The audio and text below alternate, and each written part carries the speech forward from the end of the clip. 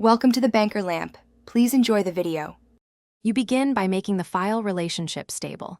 Put the Excel workbook and your presentation in the same folder to prevent broken paths. Next, in Excel, create and save a named range for the cells you want to show. This makes linking precise. Then, switch to PowerPoint and choose Insert, select Object to link the whole workbook, or copy and use Paste Special with Link to embed the range. Once done, save both files so the link becomes persistent. Now insert the linked content and adjust how it appears. You can copy the named range and use Paste Special, then paste link as a Microsoft Excel worksheet object so the cell formatting carries over. Once placed, resize and format the object to fit your slide. Double-clicking opens the source workbook for quick edits, and those edits update in PowerPoint. Also, go to File, then Info, and manage links to control automatic updates, change the source file, or break links when needed. Finish by saving and testing the linkage.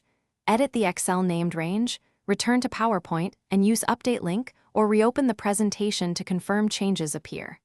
If a link breaks, go to File, Info, Edit Links, and use Change Source to repoint to the correct workbook path.